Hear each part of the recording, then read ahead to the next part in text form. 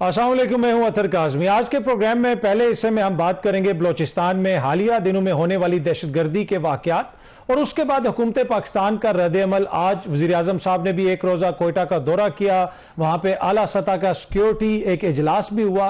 अब चीज़ें आगे किस तरफ जा रही हैं, कैसे चीज़ों को टैकल किया जाएगा और उसके साथ साथ ईरान और अमेरिका का मामला किस तरफ जा रहा है। क्या दोबारा अब ये एक फुल स्केल जंग शुरू हो गई है या यहां से भी अमन को, पीस को चांस मिल सकता है? पाकिस्तान इसमें क्या किरदार अदा कर रहा है, उस हवाले से भी गुफ्तगू करेंगे। प्रोग्राम के दूसरे हिस्से में मुल्की सियासत किस तरफ जा रही है, हुकूमत और अपोजिशन में क्या कोई डायलॉग हो सकता है, क्या तहरीक इंसाफ कोई एहतजाजी तहरीक शुरू करने की पोजीशन में है, उस पर गुफ्तगू करेंगे। और प्रोग्राम के आखिरी हिस्से में हम बात करेंगे बरतानिया के एक बड़े इंपॉर्टेंट ट्रायल की, जिस ट्रायल के नतीजे में एक पाकिस्तानी निजात शहरी को वहां पर सजा हुई और अब उसको डिपोर्ट करने की कोशिश की जा रही है, लेकिन उसके अंदर क्या कानूनी मसाइल हैं और क्यों बरतानिया उस अपने शहरी को पाकिस्तान डिपोर्ट करना चाहता है, उस हवाले से तफसीलात हैं, वो हम प्रोग्राम के आखिरी हिस्से में बात करेंगे। लेकिन सबसे पहले हमें ज्वाइन रहे major general retired Zahid Mahmood साहब। सर, आपका बहुत बहुत शुक्रिया।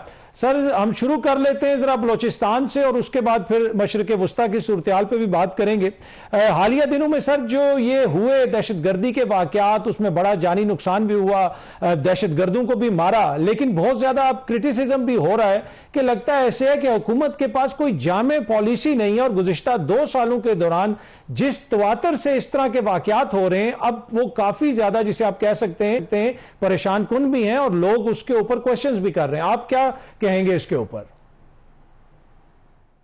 जी, बिस्मिल्लाहिर्रहमानिर्रहीम। थैंक यू वेरी मच अतर साहब फॉर हैविंग मी। एक तो हमें ये समझने की जरूरत है कि ये जो बलोचिस्तान की एप्लीकेशन है, it is not an ordinary application Pakistan के खिलाफ, ये स्ट्रेटेजिक नौयत की है। जब स्ट्रेटेजिक मैं कहता हूं तो इससे मेरी मुराद ये है कि इससे ठीक है, हम इंडिया की, अफगानिस्तान की तो बहुत बात करते हैं, लेकिन अदर देन दैट और भी बहुत से प्लेयर्स हैं, बहुत से ऐसे अवामिल हैं जो इस एप्लीकेशन में शामिल हैं, शायद हम यहाँ पे नाम न ले सकें उनके। फिर ईरान की सिचुएशन की वजह से काफी लोग ट्रांजिट करके अफगानिस्तान चले गए। अफगानिस्तान आपको पता ही है कि जो इस वक्त सिचुएशन है वहां की, उसको तो तालिबान के जेर साया जो इलाका है वो एक गढ़ बन चुका है और उनका रोजी रोटी कह ले या उनका जीना मरना जो है वो इसी इकोनॉमी के साथ है। वहां पे कोई बिजनेसेस या कोई ज़राअत या कोई सनती तरक्की तो हुई नहीं कि ये लोग वहां पे काम करें। तो जो यूथ है उसने खाना तो खाना है, तो उनके पास एक ही चीज है कि टेररिज्म करें अनफॉर्चुनेटली। और टीटीए जो है,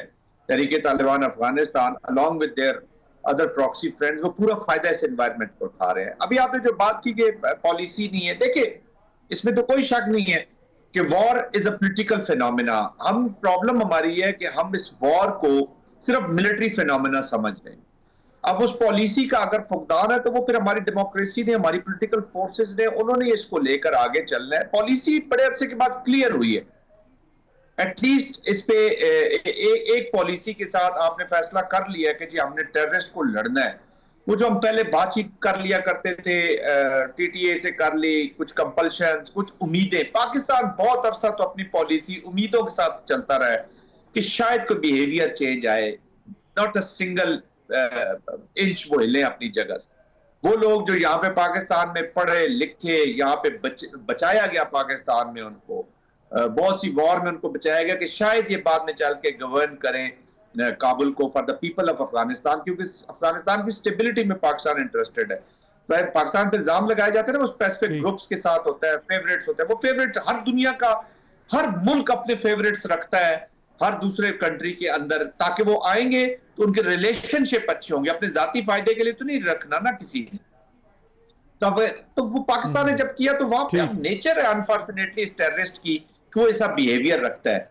तो आई थिंक प्रिसीजन के साथ मिलिट्री का यूज होगा। ये सर्च है, कुछ अरसा ये चलेगी, क्योंकि ये पॉलिसीज अपने रंग लाती हैं 1-2 साल के बाद अपना रंग। सर, आपने बिल्कुल दुरुस्त फरमाया कि इसमें जिस तरह अफगानिस्तान की सरजमीन भी इस्तेमाल हो रही है और भारत का फुटप्रिंट भी नजर आ रहा है और पाकिस्तान ने आलमी सतह पे बहुत दफा सबूत वगैरह भी रखे हैं, लेकिन एट द सेम टाइम जिस तरह कोयटा के करीब एक इलाके में आके बड़ी तादाद में इस तरह का हमला करना और ये तवातर से इस तरह के हमले हो रहे हैं, तो कहीं ना कहीं सिक्योरिटी फेलियर है, इंटेलिजेंस फेलियर है, पॉलिटिकल फेलियर है। हुकूमत भी चल रही है, प्रोटोकॉल्स भी चल रहे हैं, फंड्स भी बांटे जा रहे हैं, लेकिन at the same same time हमारे जवानों की शहादतें भी हो रही हैं, पुलिस वालों की शहादतें हो रही हैं, सिविलियंस की शहादतें हो रही हैं। दुनिया के किस मुल्क में इतना बर्दाश्त किया जाता है कि इतनी बड़ी तादाद में आए रोज आपके लोग शहीद हो रहे हो और हुकूमत उसी तरह नॉर्मल तरीके से चल रही है, और हर दफा आके हुकूमत कुछ ना कुछ बयान देती है और उसके बाद किसी को अकाउंटेबल नहीं ठहराया जाता, एक अफसर फारिग नहीं होता, एक वजीर इस्तीफा नहीं देता। इस पे क्या कहेंगे आप? देखिए, मैं अगर अभी ये अतर साहब कहूं कि ये बड़ी नॉर्मल बात है तो ये बड़ी ज्यादती होगी। This is abnormal conditions. I agree with you, I totally agree with, लेकिन प्लीज हमें जानने की जरूरत है बलूचिस्तान की ज्योग्राफी को, बलूचिस्तान की वास्टनेस को, अफगानिस्तान के साथ इसकी सरहद को, और पाकिस्तान के अंदर भी इनके सपोर्टर्स और अबेटर्स मौजूद हैं। रिस्पॉन्सिबिलिटी ये मैं ये नहीं कहता किसी एक इदारे की, ये इंटेलिजेंस के आईबीओज हो रहे हैं बेशुमार, अनकाउंटेड फॉर, इतने ज्यादा हो रहे हैं, और बहुत से लोग पकड़े भी जा रहे हैं, मारे भी जा रहे हैं, वो सामने नहीं आते मीडिया के ऊपर। Of course this is a serious incident, 42 शहादतें हुई हैं, this is not an ordinary day for Pakistan. हर पाकिस्तानी दुखी है और यही सवाल कर रहा है जो आप मेरे से कर रहे हैं। लेकिन उसके जवाब में फिर मैं ये कहूंगा कि देयर आर सर्टेन थिंग्स जो आपके कंट्रोल से जरा उस टेम्परेरी तौर पे बाहर होती हैं। इंटेलिजेंस फेलियर्स भी हो जाते हैं, 9/11 भी हुआ, अमेरिका के अंदर हो गया, पूरी दुनिया में होता है। अभी बशार देख रहे हैं सीरिया में जिस तरीके से चीजें हो रही हैं, बहुत सारी जगहों पे होती है। But having said that, again this will be a bad example कि वहां हो रही है तो यहां पे भी होनी चाहिए, नहीं होनी चाहिए। Yes, governance is a serious issue. ये जितनी इनसिक्योरिटीज है इसका 90% मैं जिम्मेदार देता हूं पुअर गवर्नेंस को। लेकिन ये गवर्नेंस आज की नहीं है कि इस वक्त मौजूदा, ये थ्रू आउट आप देखें ना, आप कंपैरिजन कर लें। मैं इस वक्त पॉलिटिकल कोई डिबेट और उन चीजों में नहीं जाना, थ्रू आउट पाकिस्तान में एप्लीकेशन देखे। 2006 में जब ये वाकयात हो रहे थे, 5-6 में लाल मस्जिद का वाकया हुआ, आपको याद होगा, अमेरिकन जो थे वो वहां पे वॉर हो रही थी, सारे लोग समझते थे कि मुशर्रफ ने चूंकि सपोर्ट किया है, जब मुशर्रफ ने अमेरिकन को, तो ये जब निकलेंगे इक्तदार से तो चीजें ठीक हो जाएंगी कि जी हम मुशर्रफ के खिलाफ है। वो चीजें ठीक हुई, या वो कहते थे जी फलां की हुकूमत होगी तो हम चीजें ठीक कर लेंगे। फिर आगे मुख्तलिफ हुकूमतें आती रही, 2018 में पीटीआई की हुकूमत आई, उससे पहले नून लीग की हुकूमत थी, पीपल्स पार्टी भी हुकूमत, जब पीपल्स पार्टी की हुकूमत थी तो हम सवात में लड़ रहे थे, कोलिशन गवर्नमेंट थी, कहीं कमी नहीं आई। इसका मतलब यह है कि this is composite application against Pakistan. वो ये सवाल ही नहीं पैदा होता कि ए बी सी डी आएगा तो हम नहीं करेंगे, ए आएगा तो हम करेंगे।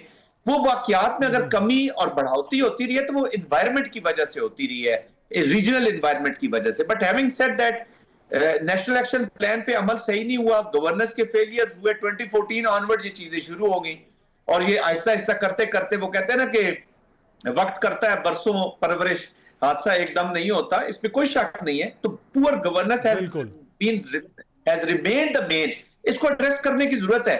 अब 18th अमेंडमेंट में अभी फर्स्ट टाइम मेरे ख्याल में गवर्नमेंट और ये तमाम सूबाई हुकूमतों ने इसको माना है कि जी एटलीस्ट हम फंड करना चाहिए हमें सिक्योरिटी को, हमें फेडरल, और ये इसको सब्जेक्ट नहीं कर सकते कि ये सूबाई मामला है, ये पाकिस्तानियों की जिंदगी का मामला है, ये फेडरल का भी उतना ही मामला है जितना सूबे का मामला है। ये नहीं हो सकता कि वो मैं बातचीत करूंगा आप नहीं करेंगे। अभी आपने खैबर पख्तूनख्वा की है, क्विकली आपको एक एग्जांपल दे, बाजोड़ में आपने जिरगा किया, 3 दफा आप 8-9 दिन बैठे रहे, और उसकी इमीडिएटली बाद उन्होंने जाके धमाके कर दिए। तो ये they have their control is with somebody else. ये ऐसा नहीं है कि पॉलिटिकल फिनोमेना के तौर पे हम इसको पूरे सोशो इकोनॉमिक पॉलिटिकल फिनोमेना के तौर पे वॉर को पूरी पॉलिसी के तौर पर लड़ना पड़ेगा, और सबकी जिम्मेदारी है। Yes, we all made mistakes. ये आपका बड़ा इंपॉर्टेंट पॉइंट है, और इसलिए कि बड़ा इंपॉर्टेंट पॉइंट आपका सर, हमारी तरफ तो शायद एम्बिग्विटी हो, लेकिन जो दुश्मन है हमारे वो बड़े क्लियर हैं, वो पाकिस्तान को बड़ा सोच के बड़े तरीके से पाकिस्तान को नुकसान पहुंचा रहे हैं। और उनकी इंडिया की क़यादत टीवी पे बैठ के कहती है कि हम इधर अटैक करेंगे, उधर अटैक करेंगे। और इसमें मैं एक और चीज भी ऐड करना चाहूंगा सर, जनरल मुशर्रफ के दौर में बलूचिस्तान के बहुत सारे बी एरियाज को ए एरिया करके वहां पे पुलिस को तैनात किया था, लेकिन सक्सेसिव गवर्नमेंट्स ने दोबारा वहां पे लेवीज वगैरह लगा दी, उससे भी बड़ा मसला बना। लेकिन जो क्वेश्चन ये है कि सर फिर जो ये करवा रहे हैं उनके लिए भी कॉस्ट होनी चाहिए ना, उनको जो हमारे मुल्क में ये करवा रहे हैं, चाहे वो अफगानिस्तान की सरजमीन इस्तेमाल हो रही हो या भारत का उसमें पैसा या फंडिंग इस्तेमाल हो रही हो, तो पाकिस्तान को भी कुछ देखना पड़ेगा कि ये इतने इस तरह स्कॉट फ्री ना जाएं जो पाकिस्तान के अंदर ये खेल खेल रहे हैं। तो पॉलिसी में बड़ी क्लैरिटी है जी। एटलीस्ट मैं मिलिट्री साइड से बड़ा कॉन्फिडेंटली आपको बता सकता हूं कि यहाँ पे माफी का खाना नहीं है जी, बिल्कुल। और ये बहुत कंप्रोमाइजेस हो गए। दैट्स व्हाई स्टेटमेंट इसी तरह की आ रही है कि अब बातचीत नहीं होगी। बातचीत नहीं होगी का ये मतलब नहीं है कि जो सोशो इकोनॉमिक डिप्रीविएशन की वजह से जेन्युइन जो स्ट्रगल्स कर रहे हैं पाकिस्तान के अंदर, उनसे भी बातचीत नहीं होगी। यस, जो आइन के ताबे हैं, जो आइन के नीचे लोग हैं, जो जेन्युइन स्ट्रगल करते हैं, बाद में हमारी सोशल मूवमेंट्स जो है बाद में सोशल डिसरप्टिव क्यों हो जाती हैं? क्योंकि इनके ताने बाने कहीं और से मिल रहे होते हैं ना। अचानक कैसे सोशल डिसरप्टिव हो जाती है? आप भी अपने हकूक की जंग, आपका आज आपको चैनल तनख्वाह नहीं देगा, आप 6 साथियों के साथ मिलकर सीढ़ियों पे बाहर बैठ के काली पट्टियां बांध के बैठ जाएंगे, लेकिन आप बंदूक उठा के एक्सप्रेस टीवी पे हमला तो नहीं कर देंगे ना। तो जिनसे बात करनी चाहिए उनसे बात करने को बिल्कुल स्टेट भी तैयार है, कोई दे हैव नो प्रॉब्लम, और हम और वो किसी से भी बात करने को तैयार है। लेकिन जिन्होंने बंदूक उठाई है, जो अनडू करना चाहते हैं, चाहे वो विद इन है या विदाउट है, they will have to face the consequences. और आप देखिएगा कि ये चीजें सर्ज है, कुछ अरसा रिस्पांस भी स्ट्रांग जाएगा, बट अगर कंसिस्टेंसी के साथ आप चलते रहेंगे तो ऐसी चीजों के नतायज 1-2 दिनों में नहीं आते अतर साहब। It takes little time. 2 साल 1.5 साल 2 साल डाउन आप बिल्कुल दुरुस्त फरमा रहे हैं। और ये चीज बड़ी इंपॉर्टेंट है कि आज इधर हम स्टूडियो में बैठ के अगर जनरल साहब से बात कर रहे हैं और ये सारी चीजें क्वेश्चन कर रहे हैं, ये उन्हीं लोगों की कुर्बानियों का नतीजा है कि आजादी से हम सब कुछ डिस्कस भी कर रहे हैं। वो लोग जो रोज यहाँ पे शहादतें दे रहे हैं, हालिया दिनों में जिस तरीके से शहादतें दी गई, ये मेरे लिए, आपके लिए, इस मुल्क के मुस्तकबिल के लिए जवान दे रहे हैं। तो हमने इन शहादतों को रायगा नहीं जाने देना, और ये जितने भी मुल्क दुश्मन है इंशाअल्लाह ताला इनसे छुटकारा हासिल होगा और इनका कलाकमा भी होगा। अच्छा सर, मैं जरा ईरान और अमेरिका वाला जो मामला, उस पर भी आपकी इनपुट लेना चाहता हूं। लगता है ऐसे है कि ईरान थोड़ा सा ओवर कॉन्फिडेंट हो गया, और वो जिस किस्म की हरकतें कर रहा है और जिस तरीके से उसने टैंकर्स वगैरह को हिट किया, आप नहीं समझते कि इससे अब ईरान के लिए एक तो वो जो पब्लिक सिंपैथी थी बीइंग ए अंडरडॉग, वो भी इरोड होगी, और ईरान की जो ओवरऑल परसेप्शन है उसमें भी जो एक तरह से आपको नेगेटिव आंसर अब ज्यादा नजर आ रहा है? I totally agree with you Atar sahab. इस वक्त जो बेनिफिशियरी है इस पूरी एनवायरनमेंट का, वो देयर इज वन बेनिफिशियरी, और वो है इजराइल, जो कल तक आइसोलेट हो चुका था बिल्कुल। अमेरिका उसको तंग आ चुका था, अमेरिका उससे, उनको दोबारा हीरो बनाया जा रहा है। Unfortunately this is a very negative approach, मैं तो बड़ा खुल के कहूंगा, और इनको ये रिव्यू करना होगा। अबनाए हुर्मस के जो मामलात हैं, उसकी इंटरप्रिटेशन के जो मामलात हैं, देखिए ईरान को रिस्पॉन्सिबल बनाया गया मुआहदे के अंदर कि वो वहां से सेफ पैसेज क्रिएट करे। बात कंट्रोल की नहीं हो रही है। कंट्रोल की जो बातचीत होगी, किसका होगा किसका नहीं होगा, वो 60 दिन के बाद जो डायलॉग होना है उसकी आउटकम्स पे होगा जी। तो I think they should be very very careful. Yes, इस वक्त सेंटीमेंट जरूर मौजूद है, जनाजा है, इट्स अ ह्यूज जनाजा, और ये बड़ा स्ट्रेटेजिक मैसेजिंग हुई है वहां से। उन्होंने अपने जो इंटरनल मामलात हैं उनको भी एड्रेस किया, एक्सटर्नल ऑडियंस को भी एड्रेस कर लिए। But I think there are hard liners inside Iran जो स्पॉइल कर रहे हैं चीजों को। मैं बिल्कुल कहूंगा प्रेसिडेंट ट्रंप की स्टेटमेंट्स भी गैर मुनासिब नहीं है थ्रू आउट, वो भी कोई पॉजिटिव स्टेटमेंट्स नहीं थे, but this is what he is all about this. लेकिन इसका ये मतलब नहीं है कि वो उनकी स्टेटमेंट्स को इग्नोर कर दिया जाए, वो भी डिस्टर्बिंग है। उसने भी काफी मामलात को खराब किया है, और फिर ईरान की ये अप्रोच जो है इस वक्त मामलात को खराब कर रही है। At the end of the day loser ये वॉरिंग फैक्शंस ही होंगी, रीजन के लोग होंगे, और विनर इजराइल है, जो फिर आइसोलेशन से निकल के वो कहेंगे। जरा मुझे ये बताइएगा कि अब ये जो फुल फ्लेज वॉर है, चीजें उस तरफ बढ़ रही हैं, या अभी भी जो है यहां से पीस को चांस दिया जा सकता है? और पाकिस्तान के हवाले से इस तरह की खबरें आ रही हैं कि बैकग्राउंड में पाकिस्तान अभी भी कोशिश कर रहा है, दोनों फ्री कैंप से बात कर रहा है कि कोशिश की जाए कि इसको, जंग को मजीद फैलने से रोका जाए। दो चीजें हैं, एक तो मैं आई स्टिल फील कि ये कंट्रोल्ड एस्केलेशन है।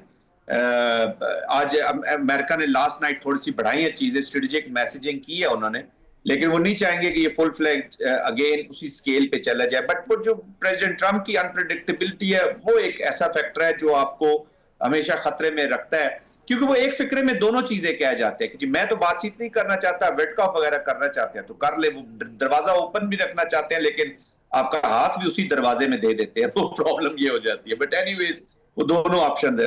नंबर 2, देखिए पाकिस्तान बैकग्राउंड में नहीं, पाकिस्तान बिल्कुल ओपन ग्राउंड में कोशिश कर रहा है कि they should come back to the table, लेकिन पाकिस्तान के ऊपर कोई बर्डन नहीं हमें बहुत ले लेना चाहिए। Pakistan created the process, Pakistan ने तीनों मकासद हासिल किए। आपने वॉर इमीडिएटली रुकवाई, उस वक्त इंसानियत मर रही थी। आपने इन दोनों को 47 साल के बाद एक कमरे में बिठा दिया, विच इज अनबिलीवेबल प्रोग्रेस। और उसके बाद आपने आइडेंटिफाई कर दिया कि ये 3-4 प्रॉब्लम्स हैं आपके, ये स्ट्रेटेजिक इश्यूज हैं, इन पे आप बातचीत कर लें। और उसके बाद आप प्रोसेस आपने क्रिएट कर दिया। हम फैसिलिटेटर से मीडिएटर पहले भी गए, अभी भी कोशिश कर रहे हैं। बट ये दोनों प्रिंसिपल्स का काम है, दोनों प्रिंसिपल स्टेट्स का काम है जो लड़ रही हैं अलॉन्ग विद देयर प्रॉक्सीज दोनों तरफ। एक तरफ इजराइल है, इनके साथ दूसरे लोग जुड़े हुए हैं, कि वो पीस का कितना फायदा उठाना चाहते हैं, अपने पॉलिटिकल ऑब्जेक्टिव्स को कितना अचीव करना चाहते हैं। दोनों तरफ प्रेशर्स हैं, दोनों तरफ हार्ड लाइनर्स हैं। और इस वक्त मुझे लग रहा है कि जो हार्ड लाइनर्स हैं वो ज्यादा प्रिवेल कर रहे हैं। इस तरीके से आप परपेचुअल स्टेट ऑफ कॉन्फ्लिक्ट में अब इस मौजूदा नस्ल को इतने लंबे अरसे के लिए नहीं रख सकते। आपने देख लिया कि 21वीं सदी का जो नौजवान है ये डिफरेंट है। This is a lesson for all the whole the world. आपने बांग्लादेश में चीजें देख ली, आपने और जगहों पे देख ली। ईरान भी का जो नई सदी का वो आइडियलॉग्स के साथ उस तरीके से शायद उन चीजों को फॉर अ लॉन्ग पीरियड शायद बर्दाश्त न कर सके। जनरल साहब बहुत बहुत शुक्रिया sir, thank you so much join करने के लिए। वक्त हुआ एक छोटी सी ब्रेक का, ब्रेक से वापस आएंगे तो गुफ्तगू के सिलसिले को आगे बढ़ाएंगे। वेलकम बैक जी। अब थोड़ी सी बात कर लेते हैं मुल्की सियासत की। हमें ज्वाइन किया है सीनियर सहाफ़ी अय्याज खान साहब ने। सर आपका बहुत बहुत शुक्रिया। सबसे पहले तो ये बताइएगा कि तहरीके इंसाफ की आपको प्लानिंग क्या नजर आ रही है? क्या वो एहतजाज करने जा रहे हैं इसलिए कि कभी रिहाई फोर्स का जिक्र होता है, कभी किसी और एहतजाज का जिक्र होता है, या फिर पसे पर्दा कोई इनकी बातचीत चल रही है जिसकी वजह से ये होपफुल हैं और ये किसी किस्म का कोई एहतजाज नहीं कर रहे? तो आपको क्या लगता है कि तहरीके इंसाफ कर रही क्या है? अतर ये होपफुल है, जैसे पीसीबी होपफुल है ना, पाकिस्तान क्रिकेट बोर्ड, कि कभी तो हमारी टीम जीतेगी। हम तजुर्बे कर रहे हैं, कोई नहीं, आपने घबराना नहीं है, क्योंकि वो ज़ाहिर है इनका लीडर तो कहता होता था ना आपने घबराना नहीं, और ये बिल्कुल नहीं घबरा रहे। ये और बहुत से कामों में मसरूफ़ हैं। मराद का आपने देख लिया, उसका बहुत जिक्र हो गया। खैर वो तो हमारे सबका यही हाल है, सारी असम्बलियाँ, सारे पॉलिटिशियंस यही कर रहे हैं इस मुल्क के साथ। ये कोई अनोखा काम इन्होंने नहीं किया, लेकिन जाहिर है जब ये करते हैं तो आपको पता है फिर पूरी फोर्स इन पर चढ़ाई करती है। और मसला ये है कि जब इन कामों में आप मसरूफ़ होंगे तो आपको लीडर से फ़र्क नहीं पड़ता। और वो जो इल्ज़ामात लगते थे कि ये लोग नहीं चाहते इनका लीडर बाहर आए क्योंकि इनकी अपनी नौकरियां ख़तरे में पड़ जाएंगी, इनके अपने ओहदे ख़तरे में पड़ जाएंगे, तो मुझे तो उसी तरफ जाती हुई चीज़ नज़र आ रही है। वो पहले थोड़ी बहुत हिलजुल हो जाया करती थी, वो भी ख़त्म हो गई। इन्होंने कहा बस ठीक है, चिल करो, इक़्तिदार मिल गया है, एक सूबा हमारे पास है, वो चीफ मिनिस्टर बनता है, पहले उसको तस्लीम नहीं किया जाता, और वो भी कहता है जी मैं आया ही सिर्फ इमरान खान की रिहाई के लिए हूँ। लेकिन जैसे ही वो कहते हैं ना नमक में नमक हो जाना, जब वो सिस्टम का हिस्सा बन जाता है फिर उसको लगता है कि नहीं यार मज़े का काम तो ये है। वो लीडर पड़ा हुआ जेल में क्या फ़र्क पड़ता है, वो तो बड़ा बहादुर है ना। वो यही तासुर दे रहे होते हैं ना कि जी हमारा लीडर डट के खड़ा है, कप्तान। वो बिल्कुल जैसे रोनाल्डो में भी इनको कप्तान की शक्ल नज़र आ रही थी, इसलिए बड़े खुश थे। तो वो डट के खड़ा है, लेकिन वो जेल में ही खड़ा है। ये लेटे हुए हैं लेकिन जेल से बाहर लेटे हुए, इनको डट के खड़ा होने की जरूरत नहीं है। अच्छा सर, एक और जो पीटीआई ने स्टेप उठाया कि आज़ाद कश्मीर में उन्होंने कहा कि हम इलेक्शन नहीं लड़ेंगे। कल मैं सुन रहा था राना सनाउल्लाह साहब भी एक टीवी प्रोग्राम में फरमा रहे थे कि आईनी तकाजा है कि आज़ाद कश्मीर में इंतखाबात वक्त पर हों। ये अलग बहस है कि मुल्क में जो इंतखाबात होने थे वो 90 रोज के अंदर क्यों नहीं हो सके, लेकिन वो ये कह रहे हैं कि आज़ाद कश्मीर में आईनी तकाजा है कि टाइम पे हो। दूसरी जानिब पीटीआई ने उसका बाइकआउट कर दिया। ये बाइकआउट आपको एक वाइज सियासी डिसीजन नजर आता है या नहीं? पीपल्स पार्टी ने एक बार बाइकआउट किया था इलेक्शंस का, और बेनज़ीर जब तक जिंदा रहीं उस पर वो इजहार अफसोस करती रहीं, क्योंकि ये बिल्कुल वही तरीका कार है इनका जो बजट सेशंस में करते हैं। वो कानून साजी आइनी तरामीम के मौके पर करते हैं कि ये बिल्कुल फ्री हैंड दे देते हैं कि जी आएँ, आके आराम से आप बजट भी पास करा लें, कोई आइनी तरमीम करनी है वो भी कर लें। यहाँ भी ये आज़ाद कश्मीर में यही करने जा रहे हैं कि बिल्कुल फ्री हैंड दे देंगे। भाई उनको मेहनत तो करने दो यार रिजल्ट बनाने में। तुम लोगों का क्लेम है ना कि सबसे ज़्यादा पॉपुलर पार्टी है तुम्हारी, और इसमें शक भी कोई नहीं है, 8 फरवरी के इलेक्शन ने ये साबित भी किया था कि वोटर इनका बहुत ज़्यादा है। तो फिर आप क्यों नहीं खड़े होते मैदान में भाई? मैदान में खड़े होके वोट लो, ताकि वो जो फिर रिजल्ट मुरतब करने वाले उन्हें को ज़रा उनके हाथ तो दुखें कि वो चलें, वो वोट निकालने और वोट डालने और पूरे करने, वो भी एक ज़ाहिर है बहुत बड़ा मरहला होता है। तो ये भी मुझे लगता है कि इन्होंने कोई डील हो गई कि बस ठीक है आप बाहर बैठ जाएं। बाकी राना साहब बिल्कुल ठीक कह रहे हैं, जब उन्हें इलेक्शन की ज़रूरत है तो आइनी तकाजा है, फिर तो आइन की खिलाफ वर्जी नहीं हो सकती।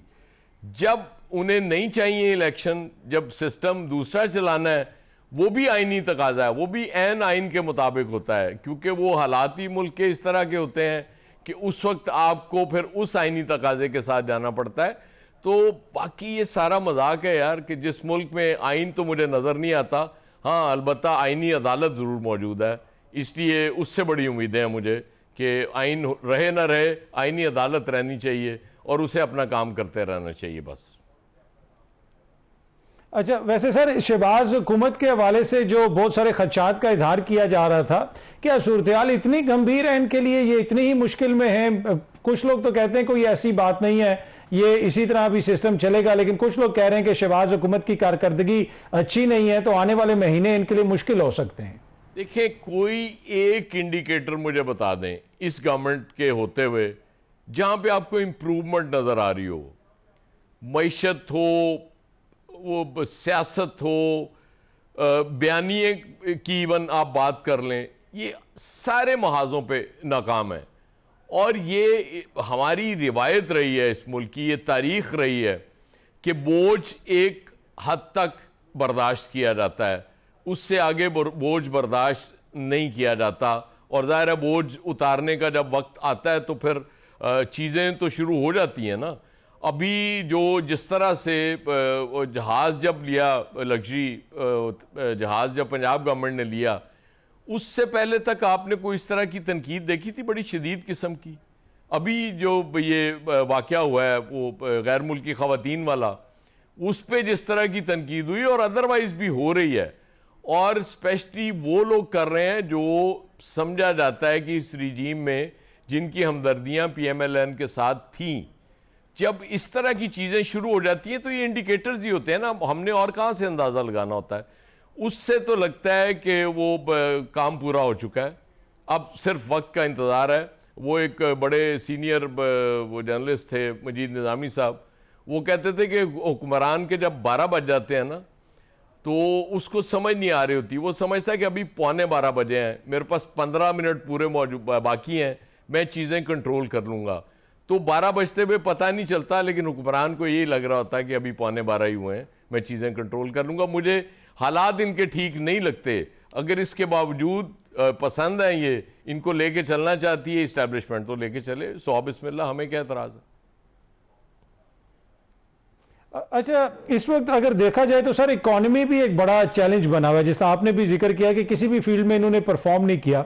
वो एक ख्याल ये था कि ये हुकूमत में आएंगे, इकॉनमी को टर्न अराउंड करेंगे तो इनकी पॉपुलैरिटी में इजाफा हो जाएगा।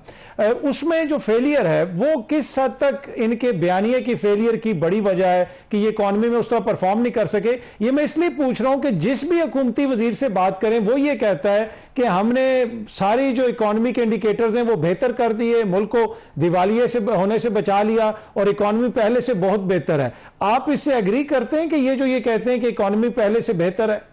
आप ये जरा गौर किया करें, एक चीज जो हमेशा कहा करता हूं मैं कि जैसे ही IMF की किस्त मौसूल हो जाती है, जरा इस पे रिसर्च करा लें कि इनके गैर मुल्की दौरे कितने बढ़ जाते हैं।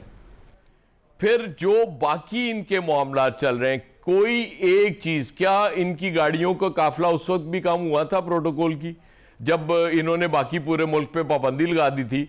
और जब प्राइम मिनिस्टर साहब ये फरमा रहे थे कि एक बाइक यूज कर लें, एक गाड़ी लोग यूज कर लें, या गाड़ी और बाइक घर से ना निकालें, आप पैदल चले जाएं, तब भी इनके काफिले उसी तरह से। देखिए, ये चीजें नुमाइशी हद तक बिल्कुल ठीक है, कॉस्मेटिक्स बहुत अच्छी हैं कि जी हमने ये देखें इतने % ग्रोथ होगी, और वो भी फिगर्स इनके अपने ही होते हैं ना, आईएमएफ के फिगर्स तो और वर्ल्ड बैंक के फिगर्स तो हमें डिफरेंट पिक्चर दिखा रहे होते हैं, लेकिन इनके फिगर्स हमेशा से बड़े अच्छे रहे हैं। वो इसहाक डार साहब से लेके आज फिर समझ नहीं आ रही चीजों की। वजीर खारजा कौन है, वजीर खजाना कौन है? इसहाक डार साहब मैक्सिमम खजाना की और इकोनॉमी की कमेटी की वो चेयरमैन है, उनको सरबराह है, वो हेड कर रहे होते हैं जब इकोनॉमी पे कोई बजट पे वो हो रही थी, इजलास हो रहे थे। मोहसिन नकवी साहब मुसलसल गैर मुल्की दौरों पे होते हैं, वो ईरान का सारा इशू हो, कभी अमेरिका, कभी सऊदी अरब, मतलब वो वजीर खारजा वो नजर आ रहे हैं। और शहबाज शरीफ साहब तो मैं आज उनका ड्रेस देख के हैरान हो गया यार, कि वो आप बलोचिस्तान गए हैं यार, उनसे मतलब वहां शहादतें हुई हैं, इतने बुरे हालात हैं, और आप बड़ा जबरदस्त किस्म का सूट पहन के, टाई शाई लगा के, और फिर आज छतरी भी किसी एहलकार ने पकड़ी भी थी, वरना उस दिन तो जब ईरानी सदर आए थे तो इन्होंने खुद पकड़ी थी। तो ये क्या है, मतलब आप लोगों को बताना क्या चाहते हैं? आप उनके साथ इज़हारे यकजहती, इज़हारे हमदर्दी करने गए हैं, या उनके जख्मों पे वो नमक छिड़कने गए हैं? मतलब कुछ भी चीजें, मतलब ये ऑप्टिक्स ही है ना पॉलिटिक्स में। और क्या होता है कि एक प्राइम मिनिस्टर एटलीस्ट यार आज तो कम से कम आप ड्रेसिंग अपनी चेंज करते, कोई इस तरह का लिबास पहन जाते कि उनको, लोगों को भी लगता कि हमारे दुख में शरीक होने आया हमारा प्राइम मिनिस्टर। लेकिन नहीं, इनको किसी चीज की परवाह ही नहीं है। वो समझते हैं कि बस चूंकि हमारे ताल्लुकात ठीक है एस्टेब्लिशमेंट के साथ, इसलिए हमें खतरा कोई नहीं है, हम जो चाहे कर सकते हैं, और ये कर रहे हैं, इनको रोकने वाला कोई नहीं है। अच्छा सर, जरा आखिर में मुझे ये बताइएगा कि ये 28वीं तरमीम वाला मामला बस अब क्लोज हो गया है, या फिर अभी भी वो आ सकती है 28वीं तरमीम? नहीं, अभी तो आप क्लोज ही समझें। उसकी वजह ये कि वो असल मसला तो उसमें फंड्स का था ना, जो वफाक के पास नहीं थे, वो चाहिए थे। जब कमिटमेंट हो गई सूबों की तरफ से, वो आ जाएंगे तो फिलहाल उसकी शायद इतनी ज़रूरत ना रहे। और फिर एक चीज़ आप जहन में रखिएगा कि पीपल्स पार्टी तो खुल के उसकी मुखालफत करती है 18वीं तरमीम ख़त्म होने की। ज़ाहिर 28वीं तरमीम का मतलब ये लिया जाता है। PMLN भी नहीं चाहती, अगर किसी स्टेज पे ज़रूरत पड़नी है 28वीं तरमीम की, तो उसके लिए फिर आपको एक ही पार्टी बचती है जिसको लाके वो करनी पड़ेगी। जिसके स्टेक्स ये नहीं है वो PTI है, क्योंकि PTI को उससे कोई फायदा नहीं है। ये जो सिस्टम चल रहा है वो, बल्कि ये चेंज होगा तो उसको फायदा होगा। ये जो सुबाइयत है और सारी, ज़ाहिर है इनकी बहुत ज्यादा डीप रूटेड है, इनके हाथ बहुत लंबे हैं इस सिस्टम में, तो PTI को तो सूट करता है। तो उस सूरत में लॉटरी भी निकल सकती है PTI की। लेकिन जाहिर है इस वक्त तो गैस वर्क ही है ना, और हम यकीन से तो कोई बात कर नहीं सकते। ठीक है अय्याज साहब, बहुत बहुत शुक्रिया सो मच हमें ज्वाइन करने के लिए। वक्त है एक छोटी सी ब्रेक का, ब्रेक से वापस आएंगे तो गुफ्तगू के सिलसिले को आगे बढ़ाते हैं। वेलकम बैक जी। अब थोड़ी सी बात कर लेते हैं शबीर अहमद के केस की, जो एक पाकिस्तानी निजात बरतानवी शहरी हैं। उनके ऊपर इल्जाम लगा कि वहां पे वो कम उम्र लड़कियों के साथ ज्यादती करते रहे, जिसके बाद उनको कोर्ट से सजा हुई, 22 साल की सजा हुई। अब वो अपनी सजा का बड़ा हिस्सा काट के वहां पे रिहा हो चुके हैं। और ये शबीर अहमद 1971 से पहले से बरतानिया में मुकीम है, बरतानवी शहरी हैं, यानी 50 साल से ज्यादा अरसा हो गया उनको बरतानिया में रहते हुए। लेकिन बरतानवी हुकूमत ने उनकी बरतानिया की नेशनैलिटी खत्म कर दी और वो उनको पाकिस्तान वापस डिपोर्ट करना चाहते हैं। लेकिन पाकिस्तान की हुकूमत क्या उनको एक्सेप्ट करेगी, उधर उनको वापस लिया जाएगा या नहीं लिया जाएगा, यह भी एक बड़ा इंपॉर्टेंट क्वेश्चन है। और अगर ऐसा हो जाता है, जो दीगर वहां पे गैर मुल्की शहरी हैं, वो फिर उनके लिए भी क्या कोई इस किस्म की राह हमवार हो जाएगी, किसी को भी वहां से डिपोर्ट किया जा सकेगा? ये बड़ा एक पेचीदा सा कानूनी मसला है। इसके ऊपर गुफ्तगू के लिए लंदन से हमें ज्वाइन कर रहे हैं बैरिस्टर राशिद असलम साहब, जो माहिर कानून हैं बरतानवी कानून के। बैरिस्टर राशिद, बहुत शुक्रिया, थैंक यू सो मच हमें ज्वाइन करने के लिए। सबसे पहले तो ये बताइएगा कि क्या ये शबीर अहमद को पाकिस्तान भेजना बरतानिया की हुकूमत के लिए मुमकिन हो सकेगा? अगर कुछ मुश्किलात हैं तो क्या मुश्किलात हैं? इसमें बेसिकली सबसे पहले तो एक कानून आड़े आ रहा था जो कि इमिग्रेशन एक्ट 1971 था, जिसके मुताबिक अगर कोई शख्स 1973 के बाद, इससे पहले यूके में दाखिल हुआ और 5 साल तक यूके में रहा, और वो शख्स कॉमनवेल्थ कंट्री से है, जैसे इंडिया, पाकिस्तान, जो भी कॉमनवेल्थ मेंबर्स कंट्रीज हैं उसमें से है, तो उसको डिपोर्ट नहीं किया जा सकता। तो ये शबीर अहमद की सजा जो कि 22 साल सजा सुनाई गई थी, उसके बाद 14 साल उसने सजा काटी, तो अब उनको डिपोर्ट किया जाना था। तो अब हुकूमत को पता चला कि जिनको तो डिपोर्ट किया ही नहीं जा सकता, क्योंकि ऑब्वियसली वो कानून आड़े आ रहा था। तो इस हवाले से पार्लियामेंट में आजकल बहुत बहस हो रही है। उसमें शबाना महमूद ने तो ये कहा है कि हम इस कानून को चेंज करेंगे, जो मोस्ट प्रोबेबली अगले वीक में चेंज हो जाएगा। मंडे ट्यूसडे को जो भी सेशंस आ रहे हैं उसमें ये लग रहा है कि वो चेंज कर देंगे, क्योंकि पूरी पार्लियामेंट इस पे यकजा यकसू है और वो चाहते हैं कि ये कानून चेंज हो। बट उसमें इशू ये नहीं है, अब इशू ये है कि पाकिस्तान उनको लेना चाहता है कि नहीं चाहता, क्योंकि अगर वो डिपोर्ट भी करना चाहेंगे तो उसमें सबसे अहम है कि पाकिस्तानी एम्बेसी यहाँ पे ट्रैवल डॉक्यूमेंट इशू करती है या नहीं करती, पाकिस्तान उसको वो पासपोर्ट का इजरा उसका करता है या नहीं करता शबीर अहमद को। अगर पाकिस्तान रिफ्यूज करता है, जो कि अब तक की इतलात है कि पाकिस्तानी हुकूमत के कोई वो ये बात कर रहे हैं कि जी हमारे जो लोग हैं आप पहले उनको वापस करो, उसके बाद हम आपके लोगों को यहाँ पे लेंगे। तो ये बात आजकल जो है वो सुनने में आई है, या जो खबरों में इस वक्त आ रही है, उस हवाले से पाकिस्तान की हुकूमत के साथ लेट्स सी कि आगे क्या बनता है। बट अगर इस किस्म की सिचुएशन होती है तो उसमें बरतानिया काफी सारे उसमें जैसे 50 जो मिलियन की इमदाद है उसको रोक सकता है, और भी काफी सारी चीजें, डिप्लोमेटिक कोई पाबंदियां उन पर लगा सकता है, वीजों पर पाबंदियां लगा सकता है। लेकिन ये बहुत मुश्किल अमल होगा बरतानिया के लिए एक शख्स की वजह से ये किया जाए। तो ये इस वक्त सिचुएशन चल रही है। बैरिस्टर साहब एक चीज ये भी है ना कि ये शख्स 50 साल से वहां पे रह रहा है, इसने तकरीबन ऑलमोस्ट सारी उम्र अपनी वहां पे गुजारी है, जुराइम इसने वहां पे किए हैं, लेकिन आखिर में जो सारा मलबा है या गंद है वो पाकिस्तान के ऊपर डंप करने की कोशिश की जा रही है। ये किस हद तक कानूनी तौर पे जायज है कि भाई जुराइम उसके उधर हैं, वो उस सोसाइटी का प्रोडक्ट है, कि वाई उसको पाकिस्तान फिर क्यों भेज दिया जाए? देखिए, एक तो वो 73 ईयर्स का है अभी। जब वो ऑब्वियसली वहां पे यूके में आया था तो वो बालिग था, यंग था। जो पाकिस्तान की उसकी ब्रॉट अप है या पाकिस्तान में वो पैदा हुआ, तो जो बर्थ राइट है वो तो पाकिस्तान का है, उसका यहाँ का बर्थ राइट नहीं है। एक तो ये वजह है, कानून के मुताबिक उसको डिपोर्ट किया जा सकता है। पहले ये ऐसा नहीं होता था, लेकिन जब आपको याद होगा शमाइमा बेगम का वो जो केस था, जो बंगाली थी जो सीरिया में चली गई थी, उसके बाद यहाँ की हुकूमत ने काफी कानून में चेंज की और इस किस्म के कवानीन लेके आए कि अगर कोई इस किस्म की सरगर्मियों में मुलव्वस होता है तो उसको डिपोर्ट किया जा सकता है बैक होम। अब लेकिन इसमें एक और जो अहम चीज है जिसमें एलोन मस्क ने भी ट्वीट्स की, बाकी सारों ने भी इस पे बहुत इशू क्रिएट किया है, यहाँ की अपोजिशन नाइजर फराज समेत सारे इस पे बात करते हैं। वो ऐसे पोर्ट्रे किया जा रहा है कि जो मुसलमान है इसमें मुलव्वस है ग्रूमिंग गैंग्स में, बट अगर आप डाटा देखें तो 80% तो वाइट कम्युनिटी है जो इस ग्रूमिंग गैंग में मुलव्वस थी। जो अगर आप ऑफेंस देखें तो सिर्फ 7% है जो बाकी माइनॉरिटीज हैं इन टोटल। तो ये जो तासुर देना ये भी गलत है कि पाकिस्तानी थे जो इसमें मुलव्वस थे। उस बात को पकड़ के एलोन मस्क ने भी अपने सोशल मीडिया चैनल के जरिए बहुत सारी बातें की। यहाँ पे भी मुसलसल इस इशू को फ्लैग अप किया जा रहा है, इसको फ्लेयर अप किया जा रहा है, हर जगह पे ये बात हो रही है। बट अब अगर पार्लियामेंट से ये हो जाता है बस, तो पाकिस्तान के हाथ में है कि पाकिस्तान उनको लेता है कि नहीं। Pakistan as a state refuse भी कर सकता है। बहुत सारे ममालिक हैं दुनिया में जो अपने रेजिडेंट्स को नहीं लेते इस तरह के जो क्रिमिनल एक्टिविटीज में होते हैं। जैसे चाइना नहीं लेता, वो तो अपने वो इशू ही नहीं करते ट्रैवल डॉक्यूमेंट, क्योंकि ट्रैवल डॉक्यूमेंट इशू करेंगे तो फिर आप ट्रैवल करवा सकते हैं किसी गैर मुल्की बाशिंदे को। तो ये इस वक्त सिचुएशन है जो चल रही है।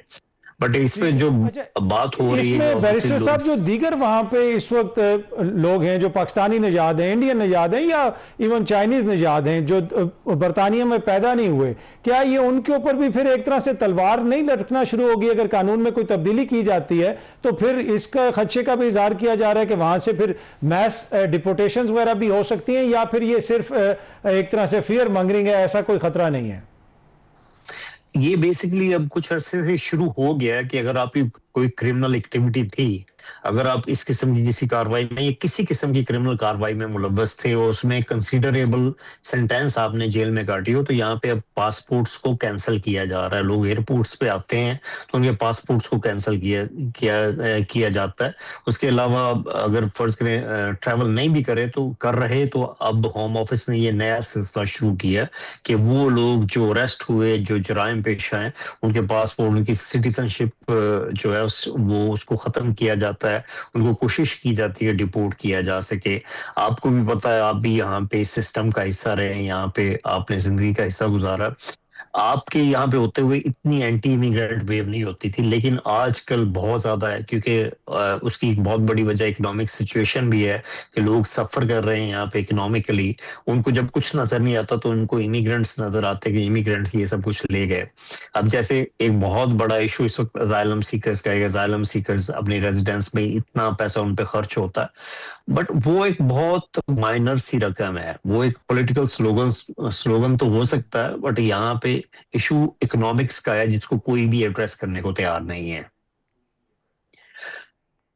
ठीक है बैरिस्टर राशिद, बहुत बहुत शुक्रिया, थैंक यू सो मच हमें ज्वाइन करने के लिए। ये बड़ा इंटरेस्टिंग केस है जी। शबीर अहमद, उम्र तकरीबन 73 साल है, 50 साल से ज्यादा अरसे से वो बरतानिया में रह रहा है, लेकिन वो ये कह रहे हैं कि अगर ये शख्स हमारे माशरे में रहा तो हमारे बच्चे महफूज नहीं रहेंगे। जब आपने माशरों को महफूज बनाना हो तो फिर कानून बड़े सख्त बनाने पड़ते हैं, फिर सीसीडी या दीगर इस तरह के महकमे बनाने से या मुबैना पुलिस मुकाबलों से मुल्क में आइन और कानून की अमलदारी नहीं होती। कोई एक इंसिडेंट को लेके आउटरेज से मामला हल नहीं होता।